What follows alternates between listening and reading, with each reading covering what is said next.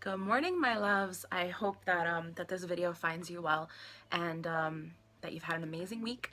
And if you're new and you're watching for the first time, welcome.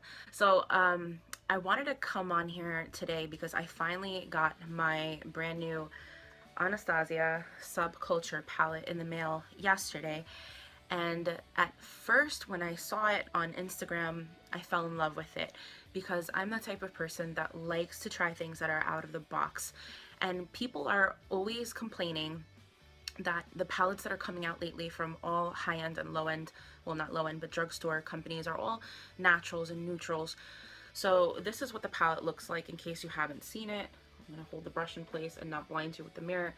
So albeit the arrangement of the colors in this palette are not, they really don't attract your eye in a way that's like, oh my god, I have to have that palette, because it's kind of like all the colors are strewn about and it's hard to conceptualize how you would want to create looks with this. But when I first saw it and I realized that there were, let me hold it this way so you can see it, there were colors in here that you really don't find that often, like these yellows or like deep teals or these like muddy looking corals. They are so different. And this one right here is like a pink shifting duochrome that I've seen swatched. So as you can see, I have not swatched this palette yet. So let's address the controversy. Everybody knows and everybody loves Anastasia Beverly Hills. When I saw that they were releasing this one and they quote unquote said that it was a sister palette to the Modern Renaissance, I was like, regardless of how I feel about the colors, I think it would be a good investment because it'll make you come out of your comfort zone. If you're just used to having neutrals on your eyes, you know, why not try some teal or plums or some really weird like muddy baby poop browns, like, you know what I mean? I don't know if that makes any sense, but I just definitely, I love stuff like that. I love stuff that's out of the box. I'm always going to be the first one online to try it, regardless of whether or not people say it's crap or if it's amazing. I mean, it just is what it is. So the price point for this is $42. I did purchase it off of Ulta, so I am not sponsored in any way. I have no idea how this palette performs. I'm just here to give you my honest opinion. Honestly, my opinion is not going to be swayed by the company or by anybody else. So I would rather tell you how I feel about this palette right here on camera with you guys than to have you spend money on something that you're not going to like or that you're not going to use. This palette has been stated that it is going to be a permanent palette to their collection, and currently, because so many people are having issues with the palette, Norvina has released a few statements on Twitter saying pretty much there's been silence, or there have been a few like offhanded comments where it's like, we are aware of, you know, what is going on, but there has been no formal apology. There has been no formal release of what they plan on doing, because people are really upset. If you've seen other videos like from Alyssa or Samantha Ravendall or who else, Manny MUA, like they all have kind of sort of trashed the palette and said that it was a pass or that it was just not for your basic beginner. So let's talk about claims. So the formula has changed. If you look on the back of the palette, if you have it in comparison with the Modern Renaissance, you're going to see that the list of ingredients on this palette is way shorter than the list on the Modern Renaissance. And the main ingredients in Modern Renaissance is mica, which is a much easier ingredient to blend, whereas the first ingredient here on this palette is talc. I'm not sure if you're going to be able to even see that because the writing is so minuscule. But talc is an absorbent. So basically, if you put it on your face, like, it's the main ingredient in most powders because it's going to absorb oils from your face. So a lot of people are saying there is a ton of kickback in here, and one of the reasons may be is because talc is the first ingredient.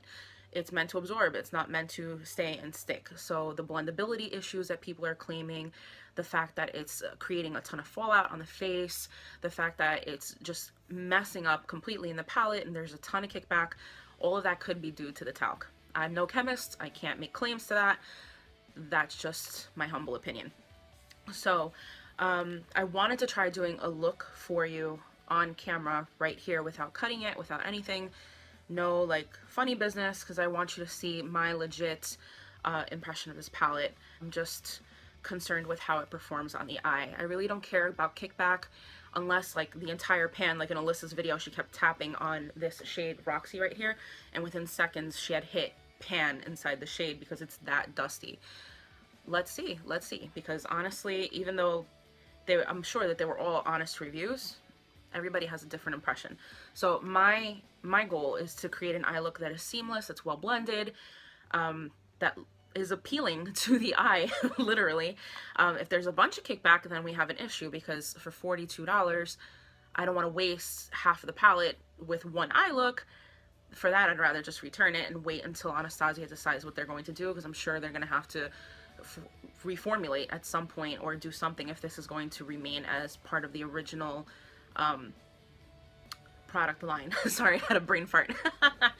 My last comment though is that, and I'm not here to throw shade, so some people say, oh, it's just that you don't know how to do makeup, or others will say you're just kissing ass to the company. And like I said, I'm nobody in the YouTube world, so I'm not doing that for anybody. But if the palette has been marketed as an extremely pigmented and softer pressed palette, you cannot go in with a blending brush such as this and like swirl, swirl, swirl like a maniac and not expect to have a ton of kickback. That's my biggest concern, because there are cheaper palettes. When you try to pick up some eyeshadow, nothing comes off on the brush because the shadow has been pressed so densely into the palette that it makes it almost impossible to pick up color. So then you're gonna have to dig your brush in there. But then if they're telling you, okay, these are pressed very lightly so that you get the most impact when you're applying them on your eye, obviously I would never swirl my brush inside the palette, same as the Modern Renaissance. I lightly tap my brush into the shadow and I build. So I'm not the type of person that picks up a ton of eyeshadow and I place it where I want it to go and then pray for the best when I go to blend. I always go for the lightest amount of product. I go in, I blend, I add, and I keep building the intensity until I get the look that I want. That being said, I'm not going to change my routine when it comes to doing eyeshadow, because I always pretty much use the same eye primer. I'm going to use the same brushes that I always use. I'm not changing anything. For the past year and a half, I've always primed my eyes with the Mary Kay eyeshadow primer. And I always use my fingers. I'm not going to do anything different from what I normally do. And I have a mirror in front of me for reference, so if you see me looking down, it's just me making sure that everything looks good. So I'm just priming, priming, priming. So have you guys invested in the palette already? Have you played with it? What are your thoughts on it? Because I don't think I've ever seen this many reviews on YouTube, like back to back, like trying to gain people's opinions about this palette, because there is just so much controversy. Like literally Twitter blew up over the last couple days because of this one palette. It's pretty funny. Okay, so eyes are primed. I'll even let it sit for a minute, because sometimes when primer is wet and you go in with eyeshadow, it'll stick in one spot and it'll make it a little harder to blend. So I'm going to give it the benefit of the doubt and just let it dry a little bit, because normally I would prime my face, prime my eyes, go in with my makeup, and then I always do my eyes last. But I have not done that today because, do you like all this redness? I don't even know what to do anymore, guys. Whatever. It is my face. Can't change it. All right. One critique that I would have, oh, this is another thing while this is drying. This palette does not have a matte brow bone shade at all, nor does it have a matte black. That doesn't bother me. The reason this palette is called Subculture, and not to be snarky or to be a bitch about anything, so looking at a palette like this, yes, I'm gonna have to bring in another palette in order to complete the look if I want something different, but that's not a huge issue. So the fact that there is no matte brow bone highlight, oh well. There's no black, oh well, you know, just get over it, bring in something else. So I always try to set my eyes with like a matte brow bone shade. So since this palette does not have one, I'm going to use my Coty Airspun, which is also, I believe, yeah, the first ingredient is talc. So I'm trying to be fair in the sense that I'm not going to bring in a different product that has a different formulation. I'm trying to stick with the same ingredients. So I'm just going to tap my brush in here, and I'm just going to set where I normally set. And no, I haven't done my brows either. I don't want anything affecting my view of the palette. So I'm just going to set the primer in case the issue that people are having is that the primer is wet.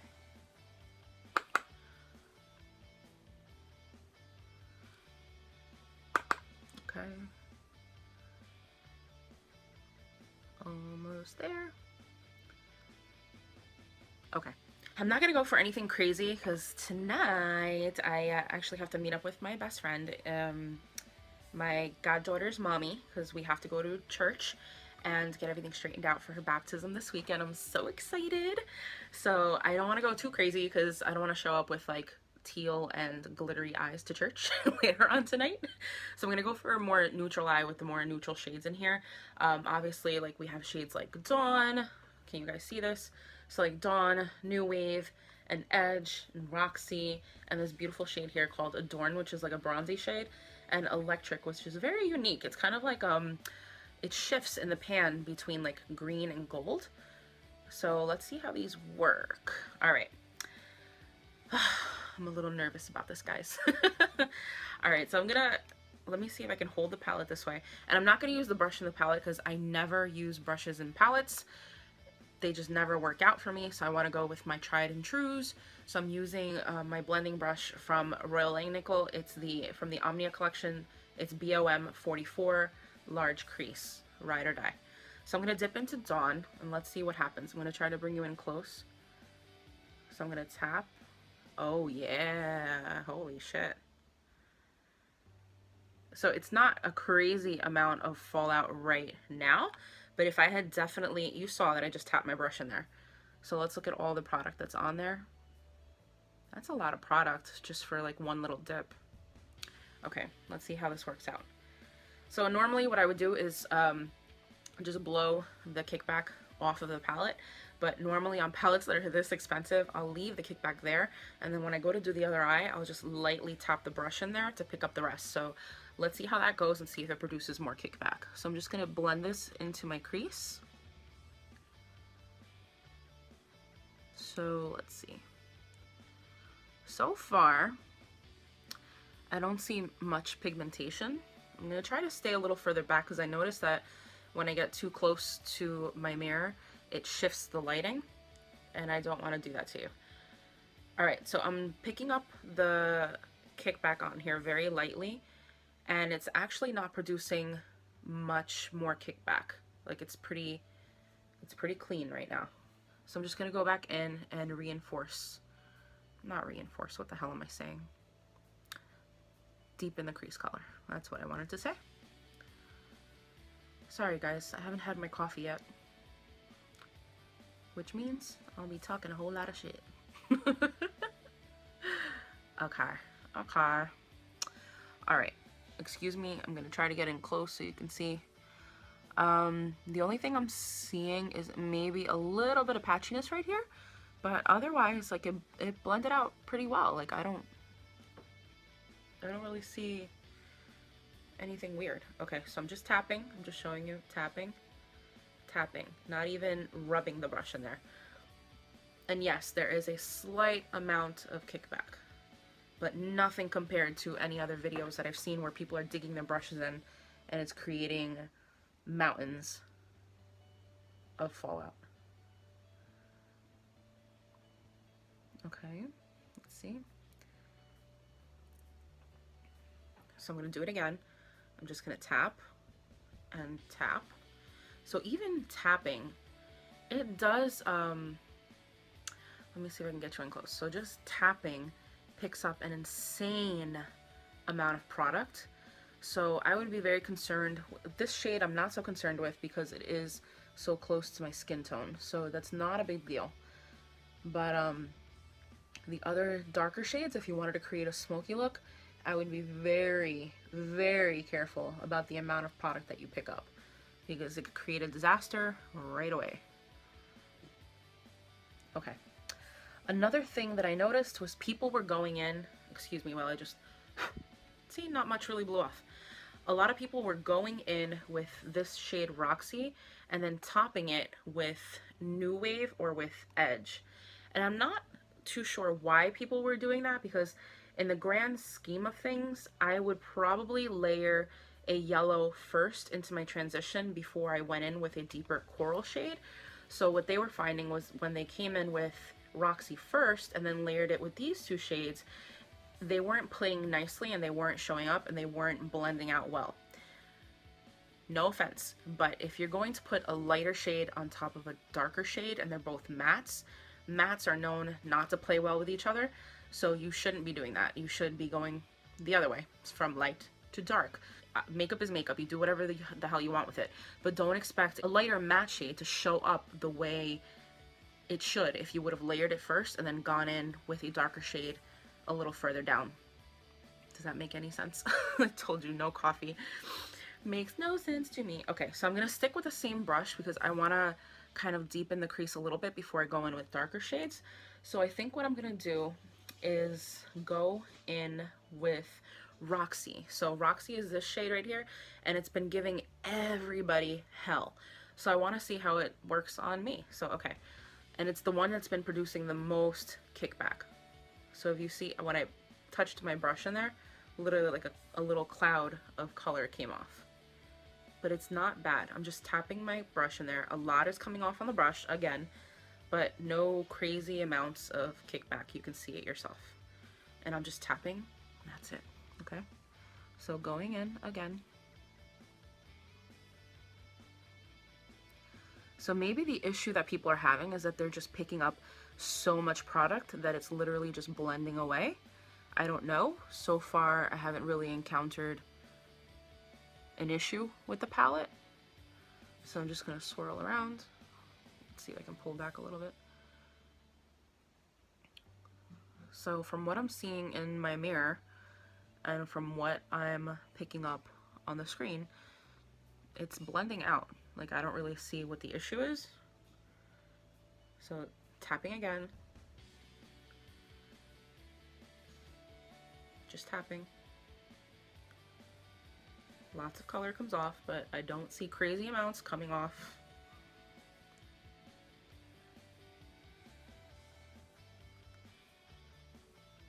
Okay, it looks like it's blending. Like, I don't really see any patchiness. I don't see any weird spots.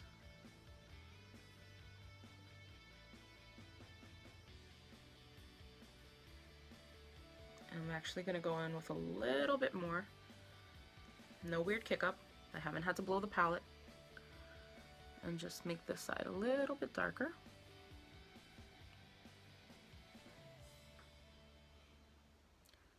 This is such a pretty color. It's kind of like a brown, not a brown, like a sandy coral, if that makes any sense. It's a very unique type of transition shade. So far, I don't see any weird patchiness. I think I'm gonna go in next with Fudge, because I feel like Fudge was another color that everybody was having issues with. So I'm gonna go in with the same Royal Langnickel, but this one is the medium crease. And I'm gonna go into this shade Fudge. Now I'm just going to tap lightly because everybody's been having crazy issues. So that one didn't produce a lot of kickback either, as you can see. Plenty of colors on the brush. Alright guys, wish me luck. Oh my god. I'm a little scared.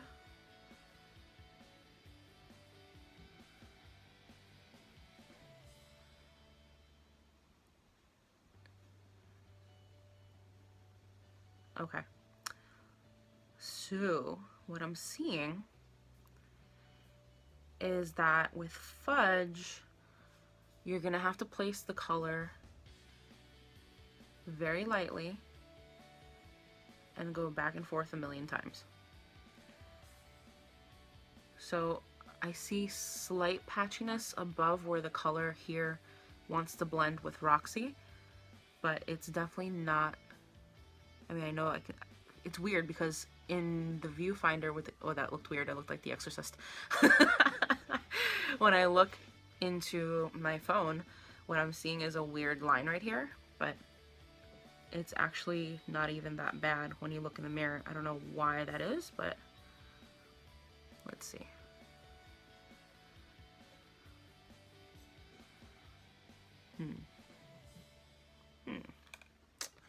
Maybe they were right about Fudge. Alright, let's see what happens.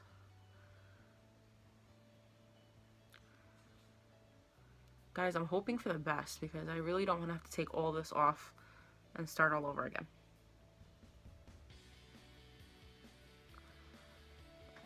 Alright, so I am seeing like a line like right there.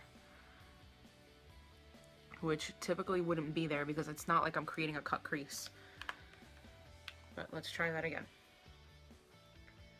Picking up a very small amount of color, and actually this time I'm going to tap off a little bit and see what happens.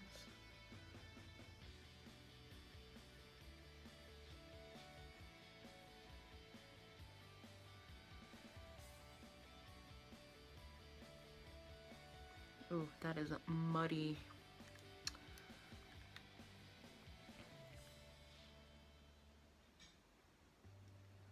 Alright, so you guys saw how it went on kind of patchy looking, and now it's creating a bit of a mess. See how it's kind of like creating a line? So this is the shade Fudge, which makes me want to curse and be like, oh fudge, because that does not look cute at all.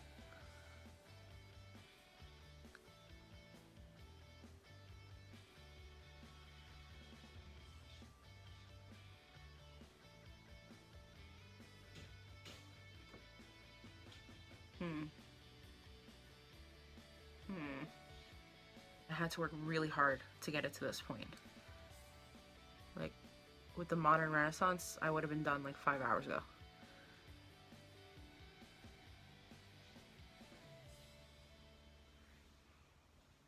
Okay, well, let's see what happens.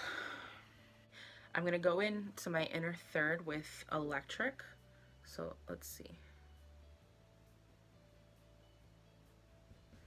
Alright, no kickback whatsoever. It does look in the pan like it wants to create hard pan, and on the brush it looks a little bit flaky, but that doesn't mean anything. Let's see how it works on the eye.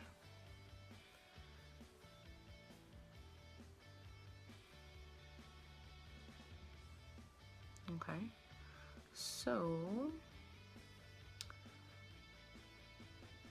it doesn't have crazy amounts of pigmentation, but it does provide a nice sheen.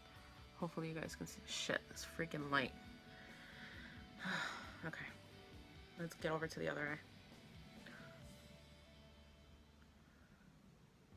So it applies quite pigmented, and then as you start to spread it, it kind of like shears out, is what I'm seeing.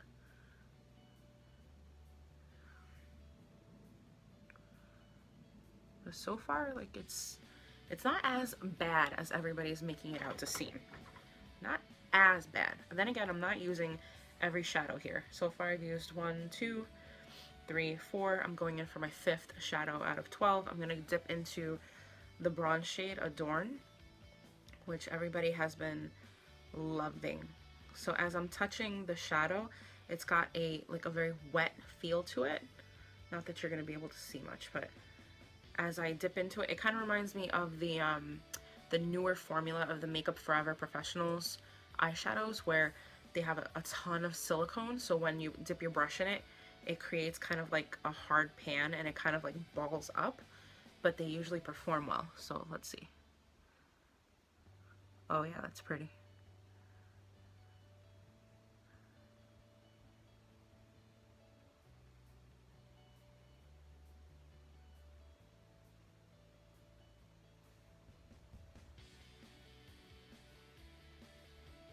Yeah, that's so weird. It almost looks like, oh, you can see that perfectly. It almost looks like there's a cream eyeshadow on my brush. Like, that's how wet of a formula it is.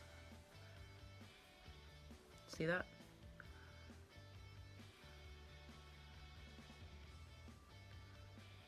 It's blending well with, what the hell was the name of that shadow? It's blending well with electric. No issues there.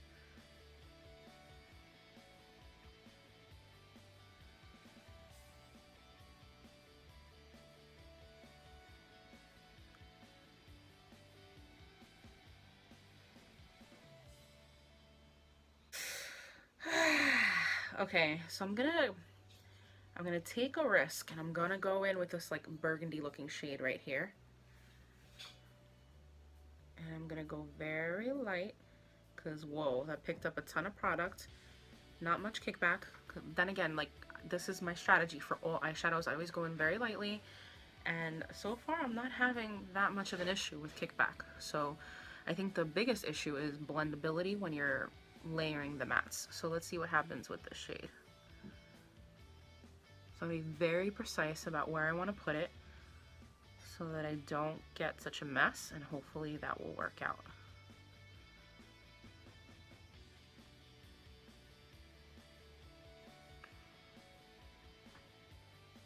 I'm trying to see, there's not even much fallout on my face, to be honest with you. So just grabbing, touching the brush, picking up some product, no real kickback. So maybe that's the strategy. And again, I'm not trying to knock anybody and with their style of doing makeup, how they choose to use their brushes, how they dig into palettes. That's not what I'm trying to do. This is just how I do my makeup. So I wanted to show everybody how this palette performs the way I do it, okay? So please don't get offended by anything. So I'm gonna work the color into the crease a little bit.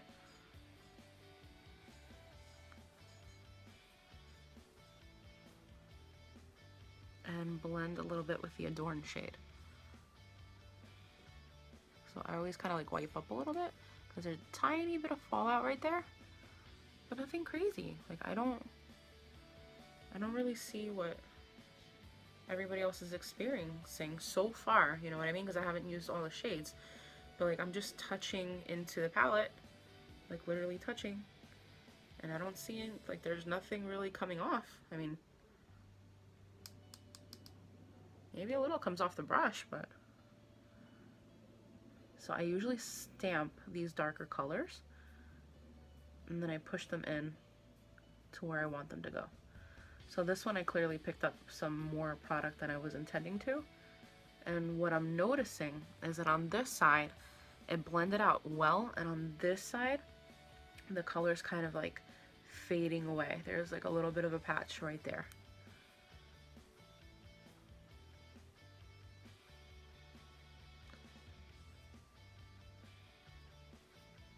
And there's some fallout right there, but not much. So All Star is fading away on this side. I'm gonna try to tap over it.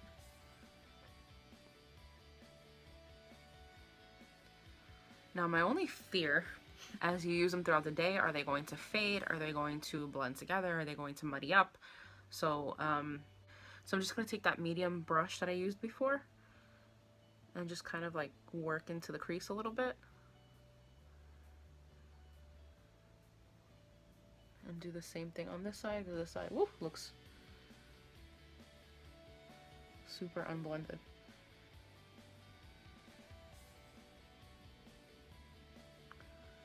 That just looks, woof. Okay. Let's see.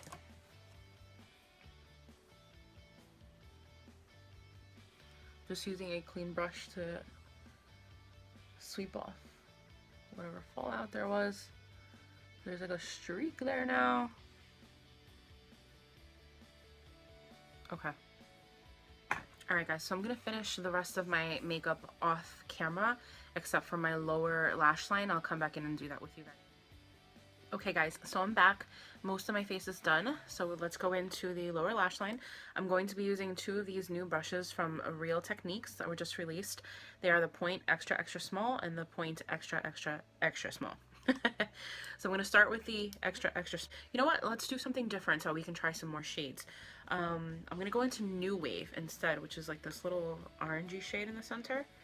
So I'm just going to touch like I was doing before. Okay. Same amount of fallout as the rest of the shades. Nice pigmentation.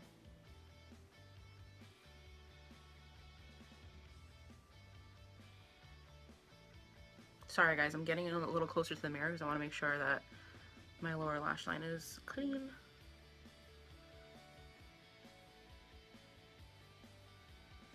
So I don't know if you can see, but like some of the shadow got stuck in the ferrule of the brush, which is a little weird, but okay.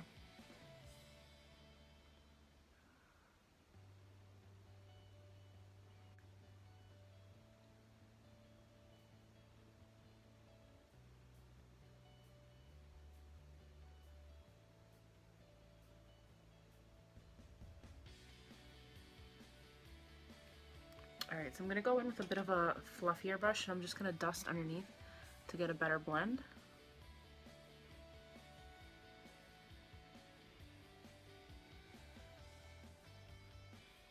And this is the extra small point from Real Techniques.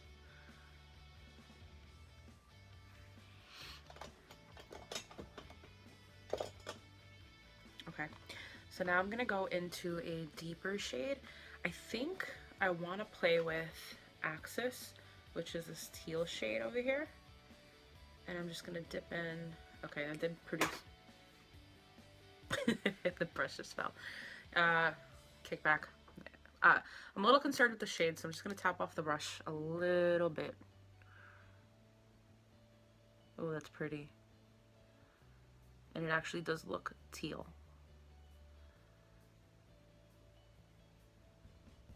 That's pretty.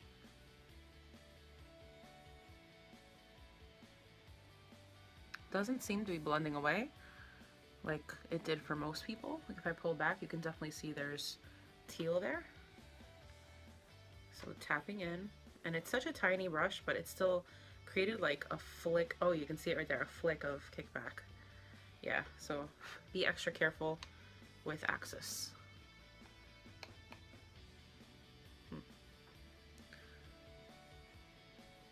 Whoa, Nelly. Okay. Wiping off brush. Wiping off brush.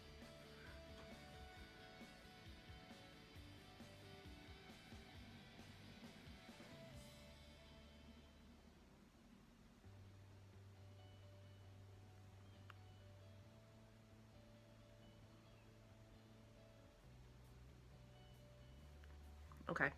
Crisis averted. Going back in with the first brush and just giving it a good blend.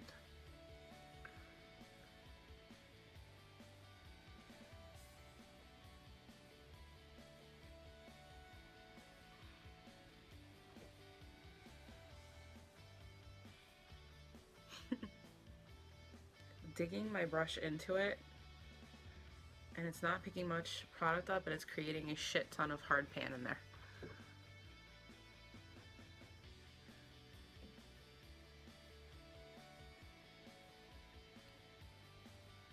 You can probably see a bit of pink right there. Oh, that's not good.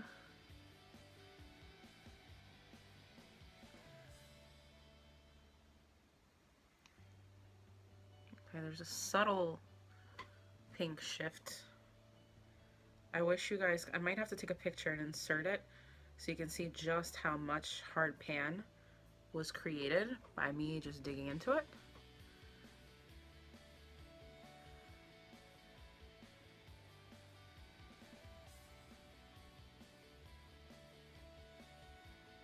But at the very least, it does build up, so you can see more pink now. Okay, I can live with that. But maybe if I, oh, there it goes. So you see that shadow that's cast over? That's all hard pan. Okay guys, so my makeup is all done. I just finished up doing my liner and just putting some mascara on and putting on my lip. So final thoughts. Let's think about this. So for $42, I had to work a little harder at blending than I wanted to. There was a little more kickback than I wanted. Some of the colors did blend away when I was using them, but ultimately, I'm kind of like torn, guys, because I like the idea behind the palette. I like the look that came out of it. I don't think it's terrible. I mean, it blended after like maybe 20-30 minutes of working on an eye look, which I never take that much time. So if I were you, because it is a permanent palette, I would definitely hold off on purchasing until Anastasia decides what they're going to do with these palettes, because there are many complaints. If you are a beginner at eyeshadow, no offense, but this palette is probably not for you. And I say that with all the love in my heart, because you're going to get very frustrated by the fact that the shadows are not blending as easily as you would like them to. And it's just not going to be worth the hassle. Go for the Modern Renaissance. if you are an expert blender, an expert makeup artist, you may still get frustrated by using this palette because it is going to take you longer. I wouldn't recommend stocking this palette in your kit, especially if a client needs something done very quickly. It's not going to happen. So better to not offer it than to have it and then waste an insane amount of time trying to pull a look together for someone. So that being said, wait until the formula changes if Anastasia Beverly Hills chooses to do so, and if not, buyer beware. So I'm not putting a full stamp of approval on it because it is the type of thing that's going to require a lot of work for a higher end price. But that being said, don't let my opinion sway you. I mean, you saw the entire look, how it came together and whatnot. So if you're willing to be patient and you're willing to experiment, and it may actually be a challenge for you if you are a beginner, a novice at doing makeup. It may actually like bring you out of your comfort zone and teach you how to blend a little better. No, you never know. So worst case scenario, because I bought it from Ulta, if I do decide to change my mind, you know, within a few looks, if I'm not satisfied with what I'm seeing out of the palette, I can always choose to return it. So in that sense, there is no risk. So not that I'm saying buy the palette, use it up, and return it. That's not what I'm saying at all. But if you do buy it and you genuinely are disappointed by it, at least you won't waste your money because they will accept refunds. That being said, I hope you enjoyed watching this video. If you're new to this channel, welcome. Please hit that subscribe button below if you had fun with me. Other than that, click the like because that does help me a lot. It boosts up my views and it helps me reach more people. And well, I guess all I have to say is have an awesome day and have a blessed week, and I will talk to you guys soon. Love you. Bye.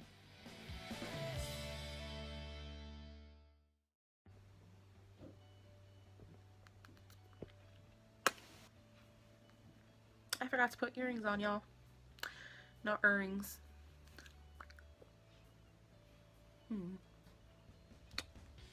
liking this lip.